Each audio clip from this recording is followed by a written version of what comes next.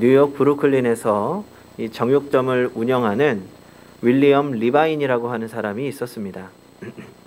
그런데 이 사람이 정육점을 하는 동안 한 달 사이에 무려 4차례의 강도를 만나게 됩니다. 다행히 목숨은 건졌지만 웬만한 사람이라면 무서워서 정육점을 그만두었을 법도 한데 이 사람은 그래도 먹고 살아야 했기에 목숨을 지키기 위해서 방탄조끼를 구입해서 입고 다녔습니다. 그것을 본 마을 사람들이 그에게 방탄조끼를 좀 구해달라고 요청하기 시작했습니다. 하나둘씩 방탄조끼를 구입해 주면서 곰곰이 생각하다가 이 정육점을 그만두고 방탄복 제조회사를 세우게 됩니다. 그렇게 시작한 사업이 40여 개 도시의 대형 점포를 가진 회사로 성장하게 되었습니다. 그러자 관심을 받게 되었고 그 이후로 사업의 성공 비결을 묻는 많은 사람들에게 이렇게 말했습니다. 내 인생의 강도를 4차례 만난 것이 오늘의 나를 있게 했습니다. 어쩌면 인생에서 지워버리고 싶은 일이지만 그 트라우마를 이겨낼 수 있었던 비결은 실패를 통하여 얻어낸 성공의 결과 때문일 것입니다. 성공하는 사람은 고난과 실패를 통해서도 그 교훈을 얻는다는 것을 보여준 예라고 생각합니다. 반면에 성공하지 못하는 사람들은 치명적인 몇 가지의 실수를 반복한다고 합니다. 자신이 바꿀 수 없는 것을 걱정하는 것, 실수를 반복하는 것, 사소한 일을 끝까지 고집해서 상대방을 불편하게 만드는 것, 남을 나와 똑같이 행동하도록 강요하는 것, 시작하기도 전에 실패를 두려워하는 것, 끝까지 해보지도 않고 중간에서 포기하는 것이 실패하는 사람들의 모습이라고 합니다. 우리는 모두 성공하고 싶어 합니다. 실패를 원하는 사람은 없습니다. 어찌 보면 우리는 성공을 위해서, 성공하기 위해서 살아간다고도 할 수 있습니다. 다만 여기에서 중요한 문제가 바로 성공에 대한 이해입니다. 무엇을 성공이라고 하느냐 하는 겁니다. 도대체 어디까지를 성공으로 볼 수 있는가 하는 문제입니다. 이 성공이라는 단어를 사전에서 찾아보면 목적하는 바를 이루는 것이라고 설명되어 있습니다. 우리는 성공이라고 할 때 경제적으로 부유해지거나 힘을 갖게 되는 것을 보통 성공이라고 말합니다. 좋은 대학에 들어가는 것도 성공이라고 합니다. 또 어떤 때는 미남, 미녀 혹은 부유한 상대를 만나서 결혼하는 것도 성공이라고 합니다. 우리는 이런 성공의 관점에서 살아갑니다. 그리고 자신이 생각하는 성공의 관점에 도달하지 못하면 우리는 실패라고 생각합니다. 그래서 우리는 끊임없이 성공을 위해 달리고 또 성공을 위해서 기도합니다. 이런 성공을 바라는 우리에게 오늘의 본문은 참으로 달콤하고 아름다운 말씀이지요. 구하라, 그리하면 너희에게 주실 것이요. 찾으라, 그리하면 찾아낼 것이요. 문을 두드리라, 그리하면 너희에게 열릴 것이니 구하는 이마다 받을 것이요. 찾는 이는 찾아낼 것이요. 두드리는 이에게는 열릴 것이니라. 우리는 이 본문을 붙잡고 성공을 위해 기도합니다. 하지만 오늘의 본문은 결코 성공을 위한 본문은 아닙니다. 왜냐하면 기도는 성공을 위한 도구가 아니기 때문입니다. 그래서 우리는 왜 기도해야 하는지, 그리고 기도의 능력이 무엇인지, 무엇을 위해 기도해야 하는지 다시 생각해 보아야 합니다. 첫째로, 하나님은 우리의 기도에 반드시 응답하십니다. 구하면 주시고 찾으면 찾아내고 두드리면 열릴 것이라고 말씀합니다. 오늘 본문은 산상수훈의 설교 중에 후반부에 속하면서 기도에 대한 예수님의 가르침을 우리에게 보여줍니다. 먼저 예수님은 하나님의 우리의 기도를 듣고 계심이 여지없이 확실하다고 선언합니다. 그리고 주님의 선언처럼 하나님은 자녀의 기도에 반드시 응답하십니다. 자녀의 기도에, 자녀의 부르짖음에 응답하실 수밖에 없습니다. 혹시 성도님들 기억하실지 모르겠습니다. 한 2년 전쯤에 제가 주일에 검은색 운동화를 신고 왔던 기간이 한 달, 2달 정도가 있습니다. 가능하면 제가 운동화를 신은 거 티나지 않게 하려고 이 검은색 운동화를 신어서 모르는 분들도 계실 것 같습니다. 당시에 제가 엄지발가락에 살짝 금이 가서 어쩔 수 없이 운동화를 신었습니다. 그런데 이 엄지발가락을 다쳤던 이유가 좀 황당하고 억울하기도 합니다. 이 하루는 윤희가 안방에서 놀고 있었고 제가 다른 방에서 이 빨래를 개고 있었습니다. 마침 아내가 잠깐 자리를 비워서 윤희와 저 둘뿐이었습니다. 이 윤희가 혼자 잘 놀고 있어서 안심하고 잠깐 다른 일을 본 거죠. 그런데 갑자기 윤희가 크게 우는 소리가 들리는 겁니다. 혹시나 윤희가 침대에서 놀다가 떨어진 건지 아니면 어디 부딪혀서 아파하는 것처럼 이 갑자기 큰 소리로 우는 겁니다. 그래서 저도 모르게 벌떡 일어나서 윤희야 하고 부르면서 뛰쳐나갔습니다. 그런데 그 순간에 너무 급하게 일어나느라고 잘못 디뎠는지 이 엄지발가락에서 뚝 하는 소리가 들렸습니다. 그래도 그 순간에 아픈 것보다 혹시 윤희가 잘못되었나 싶어서 얼른 달려갔지요. 그런데 막상 보니까 윤희는 별일 없더라고요. 이 안심하고 돌아오는데 엄지발가락이 너무 아픈 겁니다. 이 걷기가 힘들 정도였습니다. 그래서 병원에 가보니 금이 가서 한동안 운동화를 신었습니다. 참 별일 아닌 것으로 괜히 저만 다친 것 같아서 이 억울하면서도 하나님의 마음이 이해가 되었습니다. 그리고 이런 생각이 들었습니다. 하나님은 우는 자녀의 기도를 절대 외면하실 수 없겠구나. 자식이 울면 아버지는 달려갈 수밖에 없습니다. 기도는 하나님을 향해 우리가 마음껏 울 수 있는 시간입니다. 그래서 우리는 우리 삶에 어떤 문제가 있다면 가장 먼저 문제를 가지고 하나님께 달려가야 합니다. 그리고 때로는 그 문제를 가지고 하나님께 울 수 있어야 합니다. 하나님이 아니면 안 됩니다. 하나님이 나를 도우십니다. 하나님 내 기도에 응답해 주시옵소서.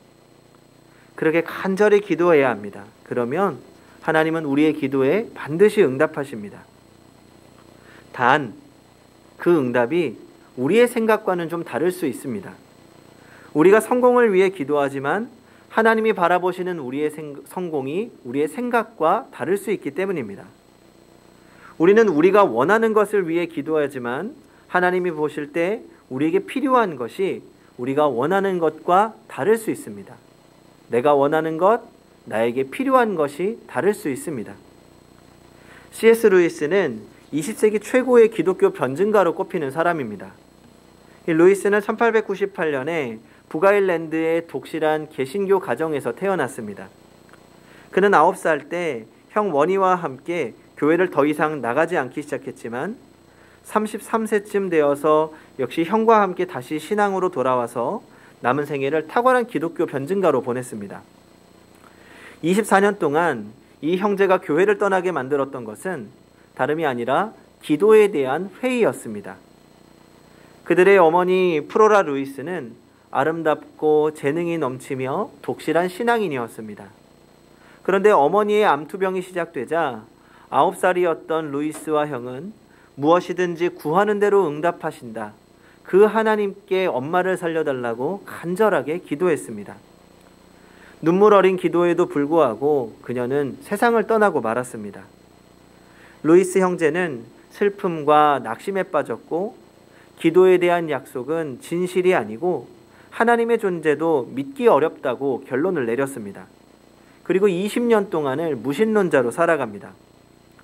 그러다가 이 형제가 신앙에 대한 생각을 되돌리게 된 계기는 아이러니하게도 1929년에 아버지의 죽음이었습니다. 이때부터 루이스는 성경과 영적 거장들의 책을 읽기 시작합니다. 그리고 먼저 신앙을 회복한 형도 기도와 조언을 아낌없이 해주었습니다. 그리고 결국 자신이 그토록 외면하려고 했던 하나님의 임재를 피할 길이 없다는 결론에 도달하고 하나님 앞에 항복하며 개신교로 기독교인으로 돌아오게 됩니다. 어린 루이스 형제를 불신앙으로 밀어넣었던 기도응답의 문제는 사실 많은 그리스도인들을 회의에 빠뜨렸습니다. 간절한 기도가 응답되지 않는 것을 겪으면서 기독교인으로 살기 어렵다는 고백을 합니다. 또 어떤 분들은 하나님이 내 기도를 들어주지 않는다는 마음으로 교회를 나오지 않거나 종교를 바꾸는 일들도 있습니다. 신앙을 떠나지 않더라도 진지하게 기도하기를 어려워하는 분들도 많습니다. 왜냐하면 정말 구하는 대로 기도가 응답되는 것인가? 내가 기도하면 하나님이 들어주시는 것인가? 하는 의문과 회의 때문입니다. C.S. 루이스도 기독교로 회심한 후에도 이 기도에 대한 문제를 많이 고민했습니다. 그리고 간구 기도 해답이 없는 문제라고 하는 에세이를 쓰기도 합니다. 루이스는 이 에세이에서 이렇게 말합니다. 어린아이나 이교도에게 기도를 가르칠 때 무엇이든 기도하면 원하는 대로 얻는다부터 가르치기 시작한다면 최악의 시작이 될 것이다. 그러면서 마크 트웨인의 소설 허클베리 핀의 한 대목을 인용합니다. 이 소설에서 더글러스 부인은 허클베리에게 무엇이든지 기도하면 원하는 대로 얻는다라고 가르쳤고, 허클베리가 실제로 몇 가지 실험을 해본 결과 2번 다시 기독교에 대해서는 생각도 하지 않게 되었습니다. 기도한 대로 이루어지지 않았기 때문입니다. 아마 우리가 지금 기도 생활을 열심히 하고 있지 못하다면 이와 비슷한 실망이 한몫하지 않을까 싶습니다. 내가 열심히 기도했지만 하나님이 안 들어주시는 겁니다. 그런 경험이 반복되다 보면 우리는 기도를 점점 멀리하게 되는 것이지요. 그래서 우리는 바른 기도를 배워야 합니다. 우리가 원하는 것을 기도하지 말라는 거 아닙니다. 힘들면 울고 필요한 것 구해야 합니다. 그러나 거기서 한 걸음 더 나아가서 하나님의 음성에 귀를 기울여야 합니다. 하나님의 응답을 내가 원하는 방식으로 제한해서는 안 됩니다. 하나님께서 내 기도에 어떻게 응답하기를 원하시는지 들어야 됩니다. 제가 기도에 대한 이야기를 할 때마다 꼭 드리는 말씀이 있습니다. 하나님의 응답은 언제나 3가지를 기억해야 합니다. Yes, No, Wait. 우리가 Yes만을 기대하면서 Yes가 아니면 안 된다고 하는 기도가 아니라 간절히 구하며 하나님의 마음에 귀를 기울여야 합니다. 그러면 우리의 기도가 변하기 시작합니다. 시작은 어린아이의 기도로 시작할 수 있지만 기도를 마칠 때쯤이면 아버지의 마음을 이해하는 장성한 자녀의 기도가 됩니다. 그리고 그런 기도를 통해 우리는 더 깊은 기도와 하나님의 은혜를 체험하게 되는 것입니다. 둘째로, 기도는 하나님과의 관계를 확인하는 시간입니다. 9절부터 11절을 같이 읽어보도록 하겠습니다. 시작. 너희 중에 누가 아들이 떡을 달라 하는데 돌을 주며 생선을 달라 하는데 뱀을 줄 사람이 있겠느냐? 너희가 악한 자라도 좋은 것으로 자식에게 줄 줄 알거든. 하물며 하늘에 계신 너희 아버지께서 구하는 자에게 좋은 것으로 주시지 않겠느냐? 주님은 오늘 기도에 대해 말씀하시면서 아버지와 아들의 관계로 비유하고 있습니다. 하나님께서 우리의 기도에 응답하시는 이유가 자녀를 사랑하는 아버지의 마음과 같다고 말씀하시는 것입니다. 우리는 여기서 아버지가 자녀에게 좋은 것을 주신다는 것에 집중합니다. 그러나 우리는 좋은 것을 자녀에게 주시는 아버지의 마음에 대해서 먼저 생각해야 합니다. 아버지가 자녀에게 좋은 것을 주시는 이유가 무엇입니까? 사랑하기 때문입니다. 그리고 부모는 자녀와 그 사랑으로 관계하기를 원합니다. 제가 윤희에게 장난감을 종종 선물하는데 장난감을 선물하는 이유는 윤희가 선물을 받고 좋아하는 모습을 보기 위해서이기도 하지만 또 그 선물을 받고 저를 더 좋아하고 사랑해 주었으면 하는 마음이 있습니다. 우리도 누군가에게 선물을 할 때 사랑하는 마음으로 선물하지만 또 그만큼 사랑받고 싶은 마음이 있습니다. 하나님도 그렇습니다. 하나님은 인격적이십니다. 하나님은 우리와 인격적인 관계를 맺고 싶어 하십니다. 기도는 아버지와 자녀가 사랑으로 관계를 맺는 시간이고 부모와 자녀는 기도로 그 사랑을 확인하는 것입니다. 예전에 중고등학교 친구 중에 이 아버지를 ATM 기계로 생각하는 친구가 있었습니다. 부모님이 어렸을 적부터 좋은 것이란 좋은 것은 다 해주었습니다. 이 말 그대로 해달라는 거 다 해줬습니다. 먹고 싶은 거 있으면 다 사주고 입고 싶은 옷 있으면 다 사주었습니다. 그리고 이제 대학교에 수시 합격을 하고 기다리고 있었습니다. 하루는 만나서 이야기를 나누던 중에 아버지에게 차를 한 대 좀 뽑아달라고 이야기했다는 겁니다. 그러면서 당연히 아버지가 사줄 것이라고 자랑하더라고요. 그런데 이 친구의 특징 중 한 가지가 늘 아버지 욕을 하는 겁니다.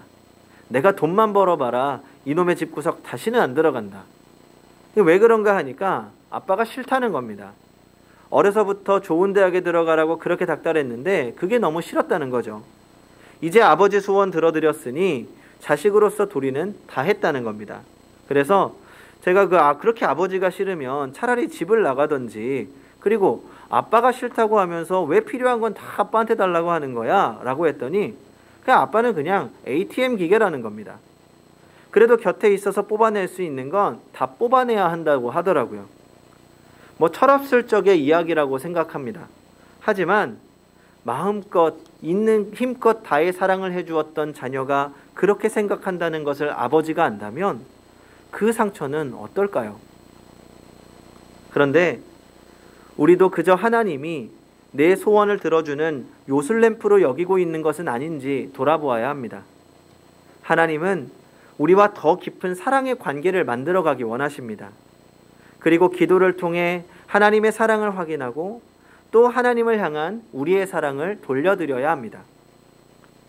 그래서 셋째로 우리는 성령 충만을 위해 먼저 기도해야 합니다.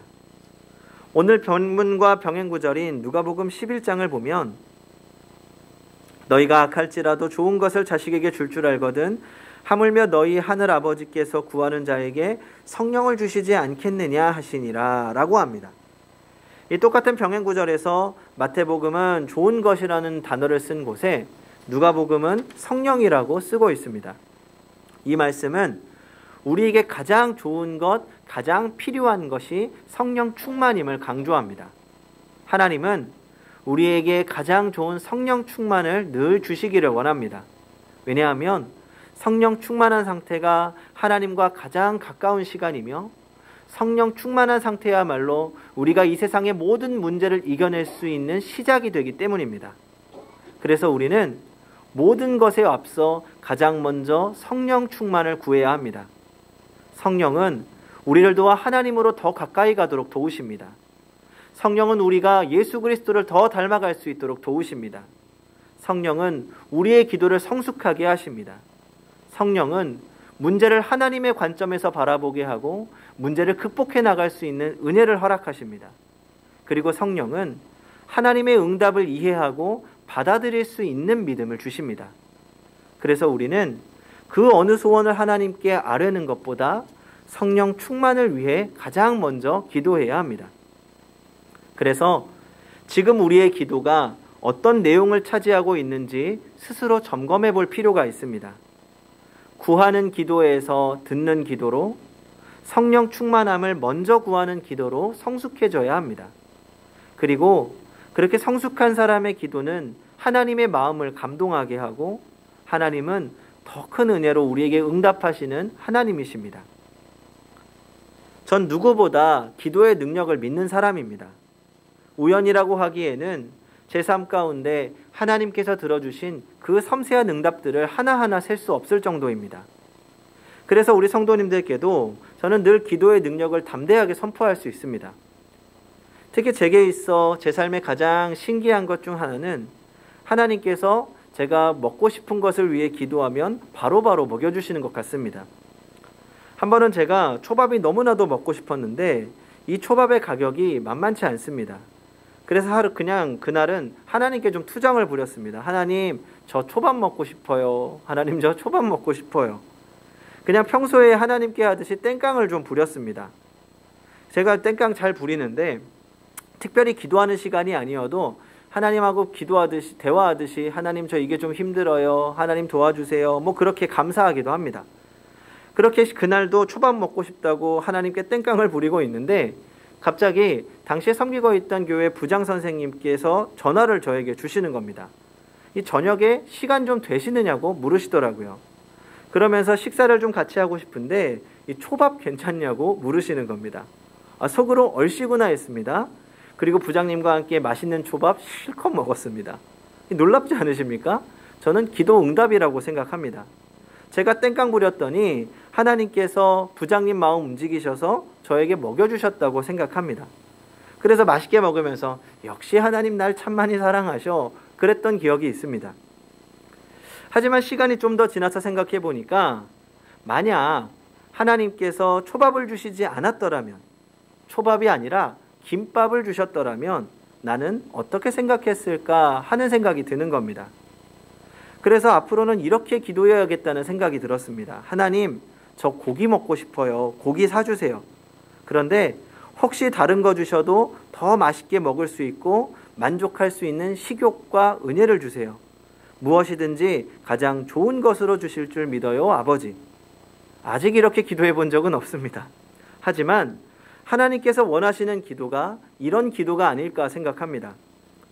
모든 문제를 가지고 가장 먼저 주님을 찾는 기도, 그리고 그 기도 가운데 하나님의 사랑을 확인하고 사랑을 돌려드리는 기도, 무엇보다 하나님의 마음을 알게 하시는 성령의 은혜를 구하는 기도, 우리의 기도가 그런 기도가 되기를 바랍니다. 또 그런 기도로 하나님의 마음을 감동하게 하고 하나님의 크신 은혜 가운데 날마다 응답의 기쁨을 누리게 될 것입니다. 성도 여러분, 기도는 성공의 도구가 아닙니다. 기도는 하나님의 마음을 알아 하나님과 더 깊은 관계 속에서 하나님이 주시는 기쁨을 누리는 시간입니다. 그러므로 기도하시기 바랍니다. 성령 충만의 은혜를 구하며 그 은혜로 하나님의 마음을 알고 하나님의 사랑을 경험하고 또 하나님께 사랑과 기쁨을 드리는 성도님들이 되시기 바랍니다. 기도하겠습니다.